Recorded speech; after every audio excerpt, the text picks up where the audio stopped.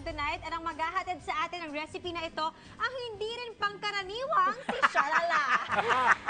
Ang nag-iisa. Ang nag-iisa.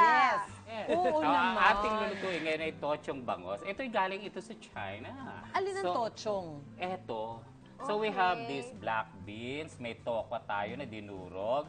Alam niyo ito, binababa dito ng 15 minutes so para ma-absorb ng tokwa. So anyway, eto siluluto na natin. Pinaprito na natin. Yes. Okay. So we have the bawang. Ayan. Tapos, idiretso na natin ang sibuyas.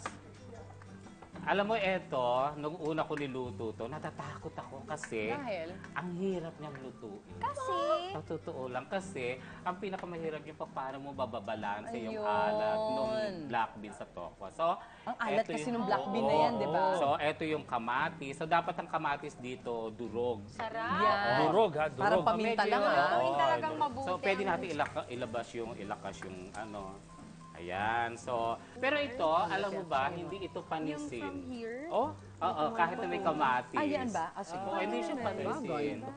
So, ang paghiwa naman ng luya, sinabi ko, pastring kasi para ma-absorb din naman yung mga bagay-bagay na pinagsama-sama natin. Ayan.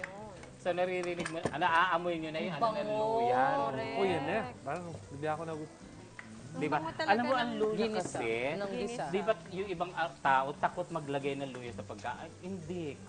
Alam mo, ako nag-instrumento ko, adobong may luya, panalo. Pwede. Yes. I Iba love rin luya. kasi Mars yung nabibigay na flavor ng ginger. No? May Oo. konti siyang heat, pero hindi naman maanghang. Totoo pero yun, Mar. meron siyang So, eto na na-impart yung na pinagsama nating black beans at saka yung tokwa. Tocho. Pero actually, yung tokwa, di ba, galing din sa China. Yung mga tokwa. So, i-mix lang natin siya ng ganyan. Ang taray. So, tapos yan. Actually, Lalagay na Mars, natin. toppings mo na sa kanin yan, pwede na. Diba? Oo. Nga naman. Tapos lalagay na natin itong bangus. Isasabi. Ganun lang siya kasimple. Okay.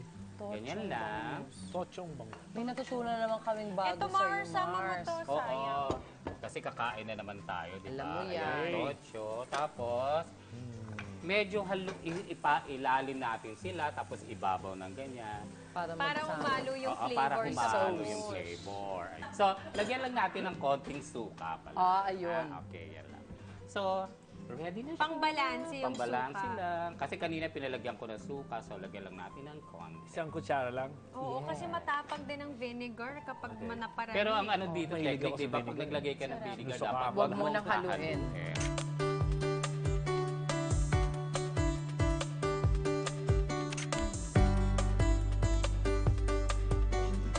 Ang sarap. Sarap! Iba, no? May tinik lang. Ito ang maalat, yung hindi yung ano. Wow. Eh baka, Mars, you're the best. Grabe, Yan ang sabi hinihigatan mo yung mga niluluto mo dito. Dinuguan and then this one, level up ng level up. Bongga. Gawa ka na At ng lahat restaurant. Oo, pwede. Shalalas.